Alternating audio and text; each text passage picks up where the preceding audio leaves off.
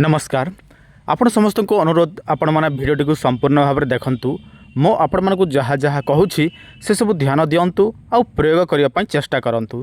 देखूँ यही भिडियो मो आपण मानक एमती किसी चमत्कारी उपाय कहबी जो उपाय माध्यम आपण मैंने निजर शत्रु को साबाड़ करें। देखूँ शत्रु तो समस्त रहती किंतु कौ शत्रु मारात्मक हुअंती तो कौ शत्रु आपण मानक अधीन रुहति किंतु एमती किसी शत्रु रुहति जो माने आपण मानक पई विपद सृष्टि करती से माने आपण मानक जीवा आसबार सब बेले से माने बाधक सृष्टि होती। जदि आपण माने चाहती आपण शत्रुठू मुकुलिया पाई ताहले आपण माने एही उपाय करंतु जो उपाय मु आपण मानकु एही वीडियो रे कहिया पाई जाउछि।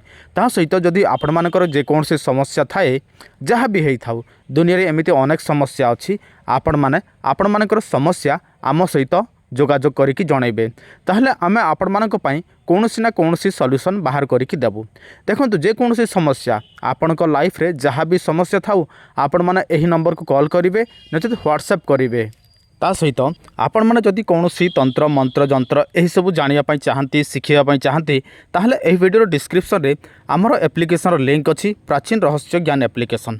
से एप्लिकेशन रे आपण मानको अनेक प्रकार तंत्र मंत्र जंत्र आयुर्वेदिक एही सब लेखिकी दिया हेछि। आपण माने से सब पढ़िबे एवं निजे मध्य सब किछि शिखि पारिबे। देखंतु एही वीडियो डिस्क्रिप्शन चेक करंतु क्लिक कले प्ले स्टोर को चली जिबे सेठु आपण माने डाउनलोड करिनेबे प्राचीन रहस्य ज्ञान एप्लिकेशन। वर्तमान आपण मोबाइल स्क्रीन रे गोटे फल देखा जाउछि। आपण माने एही फल को देखिले चिन्हि पारुथिबे एहाकु बागनखी कुआ जाय थाए।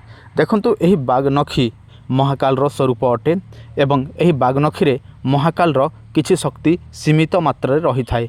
तेणु यह द्वारा शत्रु स्तंभन शत्रु मारण शत्रु उच्चाटन शत्रु विद्वेषण शत्रु मानकु जहाँ भी करबा पई चाहिबे ताहले आपण माने एही बागनखी माध्यम रे करि परिबे।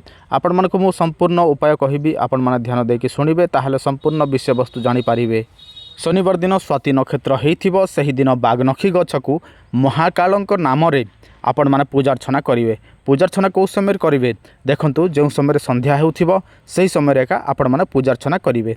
एवं केमिति पूजा अर्चना करिवे देखंतु आपणक शत्रुर नाम नै कि आपण माने महाकाल को सेही गछ मूल रे पूजा करिवे। तापरे आपण माने चली आसीबे तापरे ब्रह्म मुहूर्त रु जिवे पुणी थे आपण मैंने पूजा अर्चना दीप यही सब लगेबे एवं से गचर सबू किसी आपण मैंने नहीं आसबे बागनखी नहीं आसबे एवं चेर किसी नहीं आसबे। तापर कौन करेंगे आपण मानकर शत्रुर जेकोसी जिनिस गोटे दरकार हम सेटा कपड़ा हो पादर धूली हो किंबा बाल हो जहाँ भी हो आपण मैंने जेकोसी गोटे जिनिस शत्रुर नहीं आसबे। तापर कौन करेंगे 7 क्षय सूता नाली सूता किंबा कला सूता व्यवहार करेंगे एवं सहीटा को कौन करेंगे गोटे कला कपड़ा रे बिछे देवे कला कपड़ा बिछे देवे। तापर से नख जो बागनखी आनी नख सेटा 3टी हो 7टी हो आनी थे आउ चेर सेटा को रखीदेवे से कपड़ा रे। तापर कौन करेंगे जो शत्रुर बाल हो कपड़ा हो पाद धूली हो सेटा मध्य से कला कपड़ा रखीदेवे। तापर जो आपण मैंने सूता आनी से सूतार 7 क्षय सेठी गंठी मारिदेवे। तापर सेटा कौन करेंगे जो जगार लोक मैंने झाड़ा फाड़ा फेरती से जगार जाकि आपण मैंने पोती देवे। एतिकी करदेला मात्र के शत्रुर बुद्धि स्तंभन हो तापर से कौन करिवो कौन नाही निजे जानी पारिबो नाही आउ केबे हेले मध्य आपणक सहित शत्रुता करिवो नाही।